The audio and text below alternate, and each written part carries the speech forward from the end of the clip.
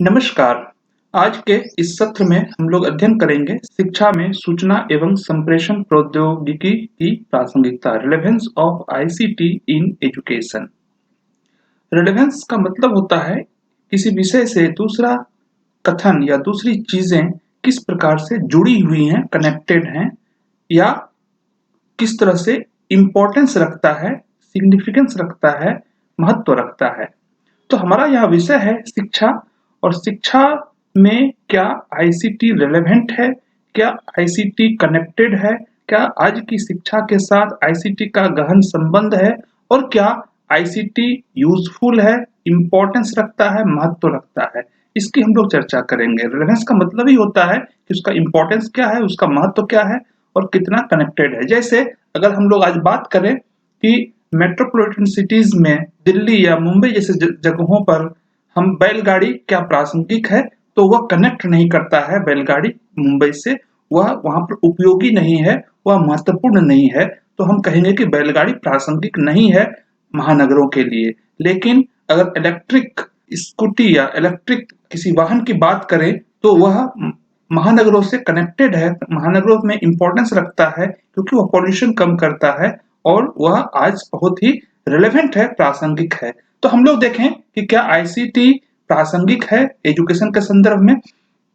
इसके पहले की वीडियो में हम लोगों ने इंपॉर्टेंस ऑफ आईसीटी की चर्चा की थी और वे जो बिंदु हैं इंपॉर्टेंस के, वो सभी रिलेवेंस में भी आएंगे। तो वे सभी बिंदु दिखाते हैं कि आईसीटी रिलेवेंट है एजुकेशन के लिए और विशेष करके आज के शिक्षा के लिए। तो इसकी चर्चा तो हम लोग कर चुके हैं, लेकिन पुनः कुछ और हम लोग चर्चा करते हैं। जो एजुकेशन है उसके मैनेजमेंट में, उसके प्रबंधन में आईसीटी बहुत इंपॉर्टेंट रोल अदा करता है ईआरपी के थ्रू। ईआरपी एक स्पेशल वर्ड है जो कि एंटरप्राइज रिसोर्स प्लानिंग इसको कहते हैं, और इसके थ्रू कोई भी इंस्टीट्यूशंस, ऑर्गेनाइजेशंस उसको मैनेज किया जाता है, संस्थान का उसके द्वारा अच्छे से प्रबंध किया जाता है। जैसे एक एग्जांपल ले लें कि एक हमारे पास मैप है कि कैसे एजुकेशन इंस्टीट्यूशन को मैनेज किया जाता है ईआरपी के थ्रू। और यहाँ पर हम लोग देखते हैं कि एक तरफ तो हमारा एजुकेशन इंस्टीट्यूशंस में एकेडमिक पार्ट है, एकेडमिक मैनेजमेंट है, दूसरी तरफ ह्यूमन रिसोर्स मैनेजमेंट है और तीसरी तरफ इन्वेंट्रीज हैं। इन सब का मैनेज किया जाता है।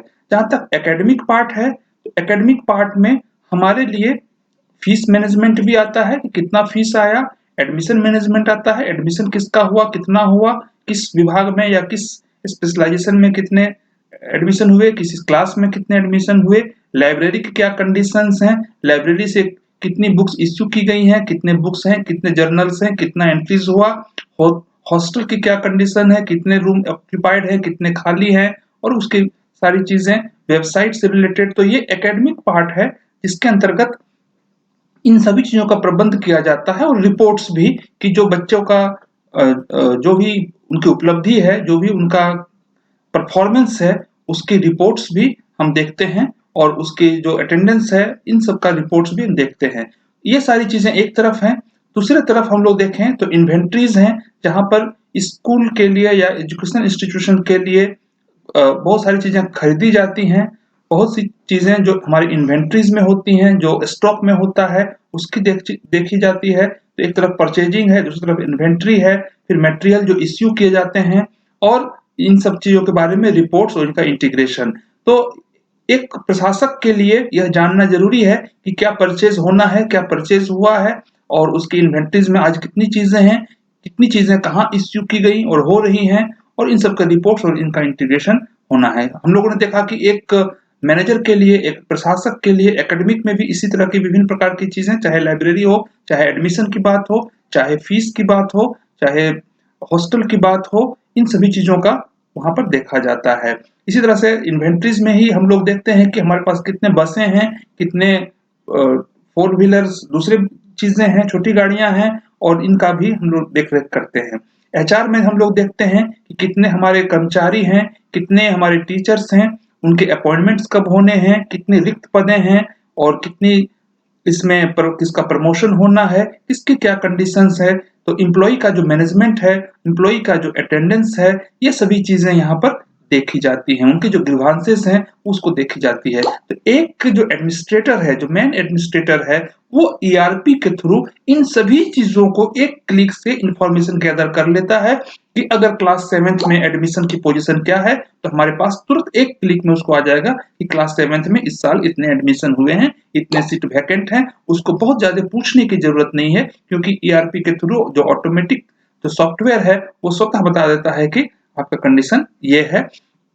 फाइनेंस का क्या पोजीशन है वह उसको दिखा देता है, उसकी जो सैलरी गया कि नहीं गया इसकी दिखा देता है, और हर प्रकार की जो जानकारियां चाहिए वह स्मूथली एक दूसरे जगह से मूव करता है। और इतना ही नहीं, बल्कि इस एकेडमिक मैनेजमेंट के अंतर्गत जो स्टूडेंट्स हैं, टीचर्स हैं, पेरेंट्स हैं, ये भी एक दूसरे से कनेक्टेड होते हैं और ये सभी प्रिंसिपल से कनेक्टेड होते हैं। अर्थात इसका मतलब ये हुआ कि एक स्टूडेंट्स क्लास में एंटर किया, स्कूल में एंटर किया, इसकी सूचना टीचर्स को भी हो सकती है, प्रिंसिपल को हो सकती है, और इसकी सूचना पेरेंट्स को भी दी जा सकती है या वो भी प्राप्त कर सकता है। ये ईआरपी की ये खासियत है। तो विभिन्न प्रकार की सूचनाओं का प्रवाह बहुत कम समय में बिना समय गंवाए हो जाता है और प्रशासक के लिए बहुत महत्वपूर्ण है। और प्रशासक अपनी कोई आदेश भी इसी तरह से फ्लोट कर सकता है जो विदिन सेकंड सभी के पास चला जाएगा और वह कार्य होना शुरू हो जाता है। तो ये बहुत महत्वपूर्ण है। आईसीटी इंपॉर्टेंस रखता है, रिलेवेंस है कि ताकि हमारा मैनेजमेंट बहुत अच्छा हो जाए स्कूल या कॉलेज का। इसके साथ साथ जो स्टेट लेवल के मैनेजमेंट हैं, जो नेशनल लेवल के मैनेजमेंट हैं, जो बड़े ऑर्गेनाइजेशंस हैं या एक ही स्कूल है लेकिन उसके कई ब्रांचेस हैं, इनका भी मैनेजमेंट, प्लानिंग, एडमिनिस्ट्रेशन हमारे आईसीटी के थ्रू बहुत अच्छे से होता है और हो सकता है। आईसीटी ने डिस्टेंस एजुकेशन और ओपन एजुकेशन को बहुत ज्यादा इफेक्टिव और इफिशियंट बना दिया है। ये हम लोग पहले भी चर्चा कर चुके हैं इंपॉर्टेंस में, और इसके कारण आज जो बच्चे हैं उनको अच्छी सामग्री तुरंत मिल जाती है, तुरंत फीडबैक भी मिल जाता है, और ये बहुत सारी इसमें लाभ हो चुके हैं। आईसीटी जो है वह क्लास को इंटरेस्टिंग बनाता है, मोटिवेटिंग होता है और इफेक्टिव बनाता है। जो जो क्लासरूम टीचिंग है उसको काफी इंटरेस्टिंग बना देता है। एक टीचर सिंपल वे में पढ़ाता है, लेकिन जब स्मार्ट बोर्ड होता है तो उसमें विभिन्न प्रकार के ग्राफिक्स, विभिन्न प्रकार के विजुअल्स का यूज करके वह अच्छे से टीचिंग कर लेता है। बच्चों को समझने में आसानी होती है, बच्चे इंटरेस्ट ज्यादा लेते हैं और बच्चे मोटिवेटेड भी होते हैं पढ़ने के लिए। तो डेफिनेटली स्मार्ट बोर्ड है, एलसीडी प्रोजेक्टर है और इस तरह के जो संसाधन है आईसीटी के, इसका प्रयोग करके हम अपने शिक्षण को और अच्छा कर लेते हैं, और यह बहुत ही प्रासंगिक है आज के समय में। ऑनलाइन लर्निंग या ई लर्निंग को ओपन कर दिया है इस सिस्टम ने। तो आईसीटी के कारण ही आज ये संभव है कि हम ऑनलाइन लर्निंग करते हैं, ई लर्निंग करते हैं, मोबाइल के थ्रू करते हैं, लैपटॉप या कंप्यूटर के थ्रू हम कहीं से भी बैठ करके कहीं भी राह चलते भी हमारी लर्निंग चलते रहती है। तो यह आईसीटी के बदौलत संभव हुआ है। होम स्कूलिंग एक कंसेप्ट है, शायद आप लोग जानते होंगे कि बहुत से ऐसे बच्चे जो स्कूलों में फिट नहीं होते हैं या गार्जियन चाहते हैं कि स्कूल से बेहतर हम शिक्षा घर में दे सकते हैं, तो होम स्कूलिंग एक कंसेप्ट है जिसके अंतर्गत बच्चा घर में रह करके सीखता है। लेकिन घर में रह करके वही बच्चे सीख सकते थे जिनके पेरेंट्स एजुकेटेड हैं या नियर बाय जो उनके रिलेटिव्स हैं वो बहुत अच्छे से एजुकेटेड हों और उनमें ये क्षमता हो कि बच्चों को एजुकेशन दे सके, उनके विभिन्न विषयों या विभिन्न प्रकार की जो जिज्ञासाएं हैं उसको वो शांत कर सकें। लेकिन आज आईसीटी की वजह से यह संभव हुआ है कि कम पढ़े लिखे भी पेरेंट्स अपने बच्चों को होम स्कूलिंग कर सकते हैं। यहाँ पर आप एक पिक्चर देख रहे हैं, अभिज्ञ आनंद, शायद आप इसको पहचानते होंगे। यह एक छोटा बच्चा है और यह फेमस हुआ है प्रेडिक्शन की वजह से। कोविड-19 का प्रेडिक्शन इसने किया था, ऐसा कहा जाता है, आज से 7-8 महीना पहले ही।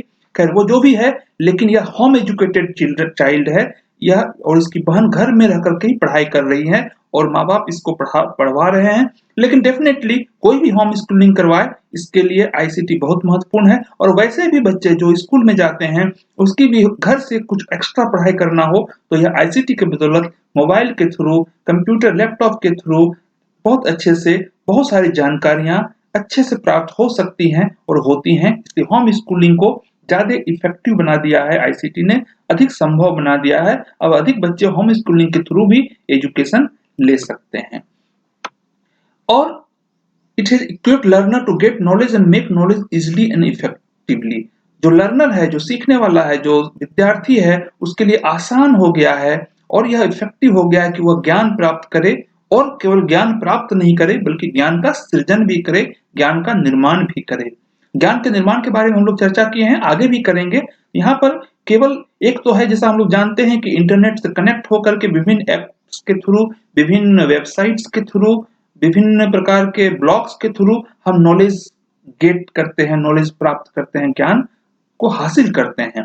लेकिन हम साथ ही साथ नॉलेज को क्रिएट भी करते हैं और शेयर भी करते हैं विभिन्न प्रकार के संसाधनों के द्वारा जो ऑनलाइन अवेलेबल हैं। तो डेफिनेटली यह हमें संभव बनाया है और इसको इफेक्टिव बनाया है, प्रभावी बनाया है। एजुकेशन जो है वह डेमोक्रेटाइज्ड हुआ है इसकी वजह से, आईसीटी की वजह से। इसने अपॉर्चुनिटी दे दिया है सीखने के लिए और ज्ञान प्राप्त करने के लिए। बहुत से ऐसे क्षेत्र या बहुत से ऐसे परिस्थितियां जहां पर परिवार रह रहा है, उसको वह सुविधा नहीं थी कि वह ज्ञान प्राप्त कर सके, सीखना उनके लिए संभव हो, कहीं से कोई बताने वाला हो। वह एक तरह से वंचित वर्ग में थे, जो कि जिनके लिए मुश्किल था ज्ञान प्राप्त करना। लेकिन आईसीटी जो है वह इंटरनेट के थ्रू, मोबाइल के थ्रू, कंप्यूटर के थ्रू उनको अब अवसर मिल गया है कि वह सीख सकें और ज्ञान अर्जित कर सकें। यहाँ पर हम पिक्चर में देख रहे हैं कि एक छोटा बच्चा भी ज्ञान अर्जित कर रहा है, सीख रहा है। और केवल छोटा बच्चा नहीं बल्कि एक दूर दराज के गांव के जो लेडी है, वह भी, जो बहुत ज्यादा शायद नहीं जानती होगी, लेकिन वह भी लैपटॉप के थ्रू नॉलेज गेट कर रही है और इस तरह से डेमोक्रेटाइज कर दिया है एजुकेशन को, सभी के लिए समान रूप से प्राप्त करने का अवसर प्रदान किया है। आईसीटी ने ब्लेंडेड लर्निंग पॉसिबल किया है। ब्लेंडेड लर्निंग, जैसा कि हम लोग जानते हैं कि दो प्रकार की आज लर्निंग चल रही है। एक ट्रेडिशनल लर्निंग या traditional education, face to face classroom, जो कि हम लोग पहले से जानते हैं, और दूसरा ऑनलाइन, जहां पर टीचर और लर्नर एक दूसरे से दूर होते हैं और ऑनलाइन से कनेक्टेड होते हैं और टीचर इस प्रकार से सिखाते हैं और जो अध्येता होते हैं वह सीखते हैं। लेकिन ब्लेंडेड लर्निंग का कंसेप्ट ये है कि फेस टू फेस लर्निंग के साथ साथ ऑनलाइन को भी उसमें समाहित किया जाए। कुछ पार्ट ऑनलाइन हो, ज्यादा फेस टू फेस हो, या दूसरी तरफ ऑनलाइन अधिक पार्ट हो और कुछ चीजें फेस टू फेस हो। तो इस प्रकार से, जैसे कि हम लोग कह सकते हैं कि ऑनलाइन एक कोर्स चल रहा है, लेकिन उसमें इंगेज होने के लिए, फेस टू फेस होने के लिए, ट्रेनिंग के लिए, कुछ विशेष सिखाने के लिए हम अरेंज करते हैं लोकल लेवल पर, जो लेबोरेटरी है या जो लोकल लेवल पर क्लासरूम्स हैं, वहां पर हम कुछ दिन कॉन्टेक्ट क्लास करते हैं ताकि ऑनलाइन में जो कमियां रह गई वो कमियां वहां पर पूरी हो जाएं। इस तरह से फेस टू फेस हम टीचिंग कर रहे हैं, लेकिन कुछ चीजें हैं जो हम ऑनलाइन करते हैं और उससे हमारी टीचिंग और अच्छी हो जाती है। जैसे एक एग्जांपल ले लेते हैं कि एक टीचर पढ़ा रहा है और वह जानना चाहता है कि हमारे जो विद्यार्थी हैं वह सही प्रकार से सीख रहे हैं या नहीं सीख रहे हैं, या ज्ञान अर्जित कर रहे हैं कि नहीं कर रहे हैं। वह क्वेश्चन पूछता है क्लासरूम में, तो उसको कुछ बच्चे तो उत्तर देते हैं, लेकिन सभी से उत्तर ले पाना उसके लिए न संभव है और न ही सभी बच्चों को देने का अवसर ही मिल पाता है। लेकिन अगर उसने क्लास पढ़ाया और एक ऑनलाइन एक टेस्ट दे दिया और क्विकली बच्चों ने उसको रिस्पॉन्स कर दिया, तो उसको पता चल गया कि कितने बच्चों ने इसको सही बताया और कितने बच्चों ने इसको सही नहीं बताया। इसको ऐसे भी कर सकते हैं कि क्लासरूम में सभी बच्चों के पास कंप्यूटर है या मोबाइल है और टीचर ने एक क्वेश्चन पूछा और क्वेश्चन उनके लैपटॉप में या मोबाइल में चला गया और उन्होंने रिस्पॉन्स किया, तो टीचर को पता चल जाएगा कि हमारे 40 बच्चों में से 25 बच्चों ने सही दिया, 35 बच्चों ने सही दिया या 15 बच्चों ने सही दिया। और उसके अनुसार वह अगर 15 बच्चों ने सही दिया तो इसका मतलब है कि उसका टीचिंग फेल्योर है, उसकी टीचिंग सक्सेस नहीं हुई है, वह दूसरे स्ट्रेटेजी से फिर से पढ़ाएगा। लेकिन अगर 35 बच्चों ने उत्तर दे दिया तो बाकी 5 को मान लेगा कि उसको बाद में हम समझा लेंगे, तो वह आगे बढ़ जाएगा। तो यह संभव है ब्लेंडेड लर्निंग, जहां पर हम कुछ फेस टू फेस और कुछ ऑनलाइन दोनों का समन्वय करते हैं। और यह संभव किसने किया है? आईसीटी। इसलिए इस संदर्भ में भी आईसीटी बहुत अधिक प्रासंगिक है। आज जो नॉलेज है उसका जो प्रसार है, जो स्किल है उसका प्रसार है, बहुत क्विक और बहुत इफिशिएंट, बहुत कम समय में और बहुत ही दक्षता के साथ ऑनलाइन के द्वारा हम कर पा रहे हैं। जैसा कि हम लोग पहले भी देखे हुए हैं कि आज जरूरत है कि नए नए ज्ञान का तुरंत प्रसार हो जाए और वह इफिशिएंटली पहुंच जाए लोगों तक। तो प्रसारित करने में जो डिफरेंट कम्युनिकेशन टेक्नोलॉजी हैं, जो विभिन्न प्रकार के, चाहे वो टीवी हो, चाहे वो इंटरनेट के माध्यम से, चाहे यूट्यूब के माध्यम से हम तुरंत प्रसारित कर सकते हैं ज्ञान को, यह एक संभव किया है। और आज शिक्षकों के लिए, जो अच्छे शिक्षक हैं, उनके पास एक अवसर है कि अपने स्किल का उपयोग करते हुए, अपने ट्रेडिशनल स्किल का उपयोग करते हुए, अपने न्यू आईसीटी स्किल्स का यूज करते हुए एक बड़े समूह को वे शिक्षित कर पाए, बड़े समूह में शिक्षा का प्रसार कर पाए, यह संभव हो पाया है। यहाँ पर आप देख रहे होंगे एच सी वर्मा फेमस हैं फिजिक्स के लिए, और कानपुर से रिटायर होने के बाद, आईआईटी कानपुर से रिटायर्ड होने के बाद, आज वो हिंदी मीडियम में जो हिंदी भाषी छात्र हैं, जो दूर दराज में छात्र हैं, उनके सीखने के लिए, उनके साइंस सीखने के लिए, फिजिक्स सीखने के लिए ये अभियान चलाए हुए हैं और खुद सहयोग कर रहे हैं, खुद इसमें एक्टिव हैं। और ये बहुत सारे ऐसे दूर दराज के बच्चे जिनको अच्छे टीचर नहीं मिल पाते हैं, हिंदी के बच्चे जिनको अच्छी सामग्री नहीं मिल पाती है, अच्छे शिक्षक जो हिंदी में बता सकें ऐसे नहीं मिल पाते हैं, ये आज उनको शिक्षित कर रहे हैं। तो ये कैसे संभव हुआ कि एक एजुकेटर है, लेकिन वो बहुत सारे बच्चों को, बहुत सारे जो जिज्ञासु छात्र हैं, उनको वो सिखा रहे हैं। और ये केवल एक नहीं, ऐसे बहुत से लोग हैं, बहुत सारे प्लेटफॉर्म्स हैं जहां पर हम एक बहुत सारे लोगों को, लाखों की संख्या में जो हमारे विद्यार्थी हैं, उनको हम सिखा रहे हैं। तो यह बहुत बड़ा पॉसिबिलिटी हुई है आईसीटी के थ्रू। अन्यथा जो बड़े प्रोफेसर होते थे, उनके इर्द गिर्द 10-20 बच्चे ही सीख पाते थे, 100 बच्चे सीख पाते थे, लेकिन बाकी को लाभ नहीं मिल पाता था। आज दुनिया को लाभ मिल रहा है, ये आईसीटी बहुत रिलेवेंट है। कोलैबोरेटिव लर्निंग आज पॉसिबल हुआ है और इफेक्टिव हुआ है। कोलैबोरेटिव लर्निंग का मतलब हुआ कि आपस में मिल करके लर्निंग करें। हम किसी बुक के भरोसे न रहें, हम किसी टीचर के भरोसे न रहें, वे हमें गाइड करेंगे, लेकिन हम एक दूसरे से मिल करके कंस्ट्रक्ट करेंगे नॉलेज। तो साथ मिल करके सहयोग करते हुए हम लर्निंग करें। और यही बात रिसर्च में है।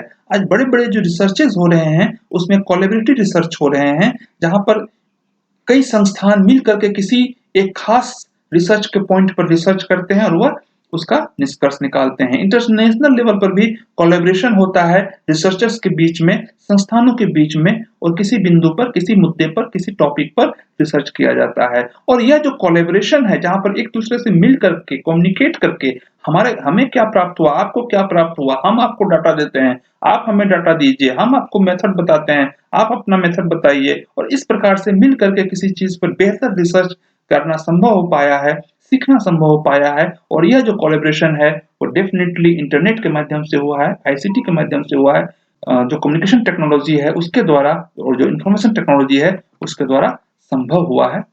रिसर्च और डेवलपमेंट भी आईसीटी ने फैसिलिटेट किया है, आईसीटी ने सहयोग प्रदान किया है, ताकि रिसर्च और डेवलपमेंट ज्यादा अच्छे से कम समय में हो सके। की चर्चा हम लोग कर चुके हैं, जहां पर प्रोसेसिंग करते हैं, जहां पर हम कैलकुलेशंस का पार्ट है, बहुत आसानी से हो जाता है, और दूसरे पार्ट्स भी होते हैं।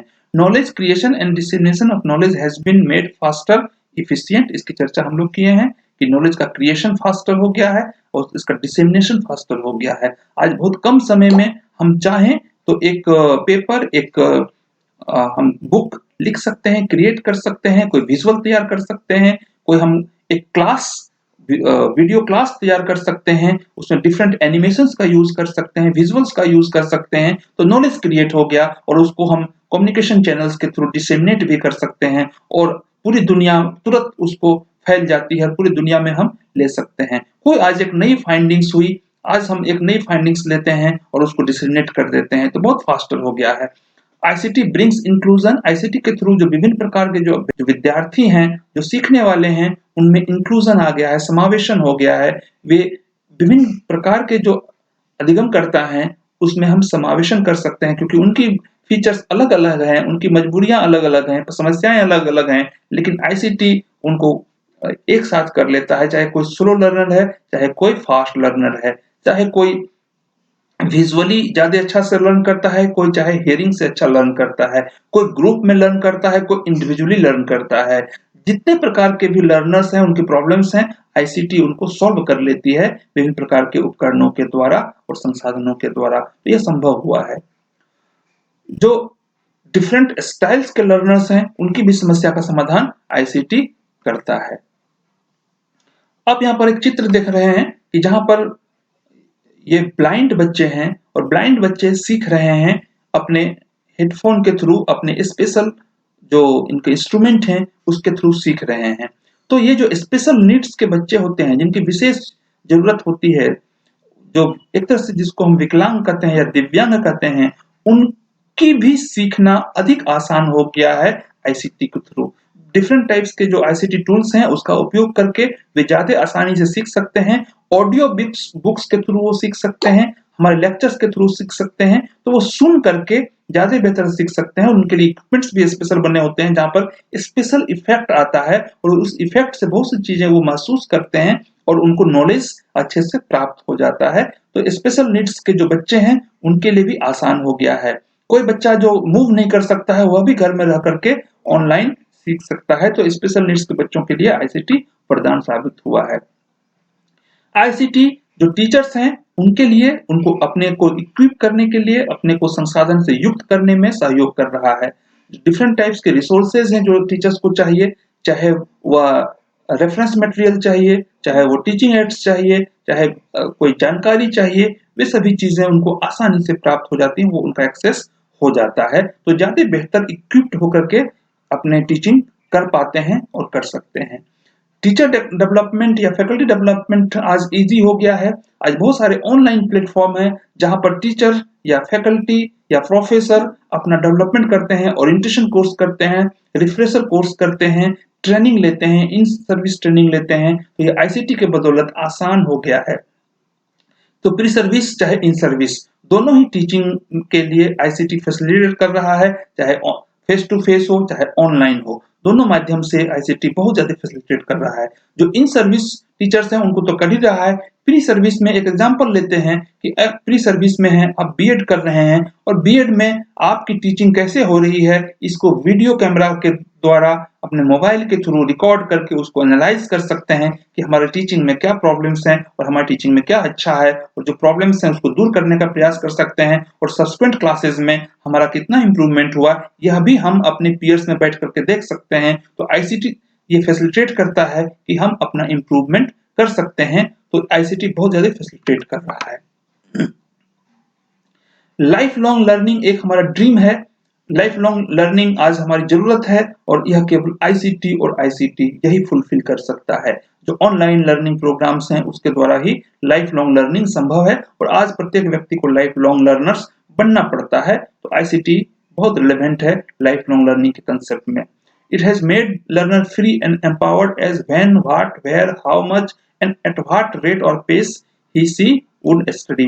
कोई जो लर्नर है, जो सीखने वाला है, उसको बिल्कुल स्वतंत्रता मिल गई है और वह एम्पावर्ड है कि वह कब अध्ययन करे, क्या अध्ययन करे, कहाँ अध्ययन करे, कैसे अध्ययन करे और किस गति से अपना अध्ययन जारी रखे। तो इतनी एम्पावरमेंट, इतनी जो स्वतंत्रता पहले लर्नर को कभी नहीं रही है। उनको उनको देश से विदेश तक जाना पड़ता था सीखने के लिए, लेकिन आज कभी भी सीख सकता है। उनको समय पर सीखने के लिए जाना पड़ता था, अभी हम कभी भी दिन रात कभी भी सीख सकते हैं और अपनी गति से सीख सकते हैं। यह पॉसिबल केवल और केवल आईसीटी की वजह से हुआ है। It has made knowledge and skill free to all, no longer monopoly of few. ज्ञान अब किन्हीं कुछ लोगों की मोनोपोली नहीं है, कुछ लोगों का एकाधिकार नहीं है, यह सभी के लिए फ्री हो गया है आईसीटी के बदौलत। आप यह चित्र देख रहे होंगे, ये मैथिली है, ऋषभ ठाकुर है और अवाची ठाकुर है। यह संभवतः भाई बहन हैं और आज फेसबुक में या यूट्यूब में इनको आसानी से देखा जा सकता है। इनके गायन और संगीत में इनका योगदान है। हम थोड़ा सा इनको देख भी लेते हैं, सुन भी लेते हैं।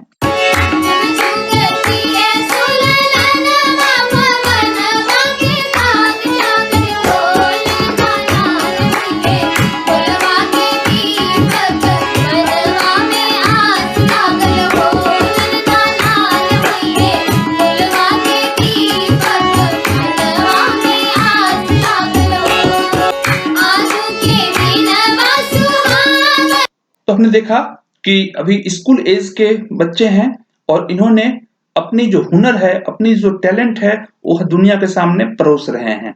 तो it has provided different ways to be creative and to express the talent and creativity to the world. जो आईसीटी है, क्योंकि यह वीडियो कैमरा के द्वारा इनका रिकॉर्ड हुआ और कम्युनिकेशन चैनल्स के थ्रू यूट्यूब या फेसबुक के थ्रू पूरी दुनिया में प्रसारित हुआ। तो आईसीटी के थ्रू यह क्रिएट हुआ और आईसीटी के थ्रू यह डिसेमिनेट हुआ। तो इसकी वजह से जो बच्चों में आज क्रिएटिविटी है, जो उनका एक्सप्रेस करने की जो स्थिति है वो ज्यादा बेहतर हो गई है। अपनी क्रिएटिविटी को दर्ज कर सकते हैं, रिकॉर्ड कर सकते हैं, उसको एक्सप्रेस कर सकते हैं, अपने टैलेंट को दिखा सकते हैं और पूरी दुनिया को अपनी सृजनात्मकता का दर्शन करा सकते हैं। तो स्कूली बच्चे विभिन्न प्रकार के जो अपने अपनी योग्यता है या अपना जो टैलेंट है उसको रिकॉर्ड करके वह प्रसारित करते हैं, अपने पास सुरक्षित रखते हैं, अपने फ्रेंड्स को भेजते हैं, अपने और इस प्रकार से पूरी दुनिया को पता चलता है। तो यह कैसे संभव है? यह संभव हुआ है आईसीटी के थ्रू। तो आईसीटी के थ्रू जो स्टूडेंट्स हैं न केवल वो नॉलेज गेन करते हैं बल्कि क्रिएटिविटी को बढ़ाते हैं और वह दुनिया के सामने लाते हैं, मोटिवेशन उनको मिलता है और दुनिया को भी लाभ मिलता है। तो बच्चों को क्रिएटिव होने का और उनको एक सम्मान मिलने का भी अवसर आईसीटी ने दिया है। आईसीटी स्टूडेंट्स को एक्टिव बनाता है, बच्चे एक्टिव होकर के सीखते हैं, चाहे क्लासरूम की बात हो तब एक्टिव होते हैं या ऑनलाइन सिचुएशन में भी वो एक्टिव होकर के सीखते हैं। और ICT in education improves engagement and knowledge retention. ICT जो है उसके थ्रू जो छात्र हैं वो ज्यादा इंगेज्ड होते हैं, ज्यादा सम्मिलित होते हैं, इन्वॉल्व होते हैं लर्निंग में और उनका नॉलेज का रिटेंशन बढ़ जाता है। उनका नॉलेज के धारण करने की क्षमता, याद रखने की क्षमता बढ़ जाती है क्योंकि इसमें विभिन्न प्रकार के विजुअल्स या एक्सपीरियंस के थ्रू ये नॉलेज को गेन करते हैं। ICT makes students knowledge creators. आज का जो युग है उसमें हम यह नहीं चाहते हैं कि बच्चे केवल नॉलेज रिसीवर बने बल्कि वो नॉलेज क्रिएटर भी बने, वो मीनिंग क्रिएटर बने और यह आईसीटी के थ्रू पॉसिबल हुआ है। ICT in education enables students to participate effectively in knowledge economy और सोसाइटी। आईसीटी के थ्रू जो आज स्टूडेंट्स हैं उनको एनेबल किया जाता है, उनको सक्षम बनाया जाता है कि जो नॉलेज इकोनॉमी है, सोसाइटी है, उसमें एडजस्ट करें क्योंकि कल का जो जो उनको जॉब चाहिए या जो जिस समाज में उनको कार्य करना है उसमें उनको आईसीटी स्किल्स चाहिए। और जब आईसीटी को हम पहले से इंक्लूड कर लेते हैं एजुकेशन में तो उन एक्सपीरियंसेस के वो थ्रू चलते हैं और इसके वजह से वो ज्यादा अच्छे से पार्टिसिपेट कर पाते हैं नॉलेज इकोनॉमी में, नॉलेज सोसाइटी में। ICT in education enables e learning, m learning अर्थात online learning specially in epidemic conditions. आज का जो कंडीशन है एपिडेमिक कंडीशंस, जहां पर सभी को घर में रहना है, ज्यादा बाहर नहीं निकलना है, वहां पर आईसीटी ही है जिसकी वजह से हम अपनी लर्निंग कंटिन्यू कर रहे हैं, अपनी सीखना जारी रख रहे हैं और यह घर से कर पा रहे हैं, यह आईसीटी के बदौलत ही हो पा रहा है। इस तरह से हम लोग देखें कि ICT and its different devices are relevant in education. शिक्षा में आईसीटी और इसके डिफरेंट जो डिवाइसेस हैं वह बहुत रेलेवेंट हैं, चाहे यह रेडियो हो, कंप्यूटर हो, लैपटॉप हो, रोबोट्स हो। आजकल हम लोग जानते हैं कि कहीं-कहीं पर एक्सपेरिमेंटल के तौर पर कुछ स्कूलों में रोबोट्स को भी रखा गया है। रोबोट्स आज टीच कर रहे हैं टीचर की जगह पर, हालांकि रोबोट्स और टीचर दोनों मिलकर पढ़ाते हैं लेकिन रोबोट्स की बहुत महत्वपूर्ण भूमिका हो गई है। तो रेडियो के थ्रू, कंप्यूटर के थ्रू हम सीखना संभव हो पाया है, लैपटॉप के थ्रू, रोबोट्स के थ्रू, मोबाइल के थ्रू, डिफरेंट एप्लीकेशन सॉफ्टवेयर जो हैं उसको उसके थ्रू हम नॉलेज क्रिएट करते हैं, जनरेट करते हैं और प्रोसेस करते हैं और इसको फिर बाद में हम प्रसारित करते हैं। टीवी के थ्रू आज सीखना संभव हो पाया है, तो टीवी बहुत रिलेवेंट हो गया है। अभी जैसे सरकार ने घोषणा की है कि अलग-अलग क्लास के लिए अलग-अलग चैनल होगा और उन एक चैनल में एक क्लास की ही चर्चा होगी। तो सपोज क्लास 5 का स्टूडेंट है तो क्लास 5 का चैनल देखेगा और वो अपनी लर्निंग करता रहेगा। एलसीडी प्रोजेक्टर्स बहुत इंपॉर्टेंट हो गया है। मोबाइल या स्मार्टफोन जिसके बहुत सारे फीचर्स हैं वह लर्निंग में हमारा बहुत रिलेवेंट हो गया है। आज स्मार्टफोन होना एक स्टूडेंट के लिए जरूरी हो गया है, बहुत रिलेवेंट है। स्टिल कैमरा, वीडियो कैमरा, इसके थ्रू हम नॉलेज क्रिएट करते हैं। कम्युनिकेशन सैटेलाइट्स हैं जिसके थ्रू डिसेमिनेट होता है। ई लाइब्रेरी है, ई बुक्स हैं, ऑडियो बुक्स हैं और इस प्रकार के यह कोई सीमा नहीं है, ये तो बहुत लंबी श्रृंखला है। तो बहुत सारे जो डिवाइसेस हैं, चाहे वो हार्डवेयर हो, चाहे वो सॉफ्टवेयर हो, चाहे वो इंफॉर्मेशन टेक्नोलॉजी की बात हो, चाहे कम्युनिकेशन टेक्नोलॉजी की बात हो, चाहे हमें इंफॉर्मेशन या नॉलेज क्रिएट करने की बात हो, चाहे उसको हमें डिसेमिनेट करने की बात हो, कम्युनिकेट करने की बात हो, सभी प्रसंगों में आईसीटी एजुकेशन में बहुत ही अधिक प्रासंगिक है, बहुत अधिक महत्वपूर्ण है, बहुत अधिक सार्थकता है इसकी और इसके बिना आज की शिक्षा की कल्पना करना संभव नहीं है। तो इस प्रकार से आज हम लोगों ने आईसीटी का रिलेवेंस देखा, डिफरेंट एस्पेक्ट्स में इसका रिलेवेंस है, इसके इंपॉर्टेंस भी हम कह सकते हैं, रिलेवेंस भी कह सकते हैं, लेकिन दोनों को हम लोगों ने अलग-अलग रखा है, इसको हम मिक्स भी कर सकते हैं। तो इस प्रकार से आईसीटी का इंपॉर्टेंस है, रिलेवेंस है, बहुत रिलेवेंट है और आने वाले समय में पोस्ट कोविड-19 के ज़माने में आईसीटी का इम्पोर्टेंस और बढ़ना है और प्रत्येक टीचर को ICT skills, online teaching skills आना ही चाहिए और ऑनलाइन टीचिंग स्किल का मतलब केवल और केवल वीडियो के थ्रू लाइव क्लास लेना काफ़ी नहीं है, बल्कि बहुत सारे एप्लीकेशन सीखने हैं, बहुत सारे तरीके सीखने हैं, जिससे हम बच्चों को एंगेज करते हैं, बच्चों को हम इवैल्यूएट करते हैं, बच्चों को हम फीडबैक देते हैं, डिस्कशन करवाते हैं और इस प्रकार से डिज़ाइन करते हैं हम एजुकेशन का, डिज़ाइन करते हैं अपने मॉड्यूल का और फिर बच्चों को हम इसको संप्रेषित करते हैं और फीडबैक लेते हैं और ये सतत चलने वाली प्रक्रिया है। तो ये एबिलिटी प्रत्येक टीचर में डेवलप होनी आज आवश्यक हो गई है और फ्यूचर टीचर के लिए तो बहुत ही आवश्यक हो गई है। आपने यहाँ तक देखा, सुना, समझा, इसके लिए धन्यवाद। कोई भी क्वेरी है आप लोग कर सकते हैं, डिस्कशन का फोरम ओपन है और इसमें हम लोग बहुत सी चीजें जोड़ी जा सकती हैं जो इसमें कंप्लीट नहीं हुआ है, तो डिस्कशन के लिए आप लोग आमंत्रित हैं। धन्यवाद, नमस्कार।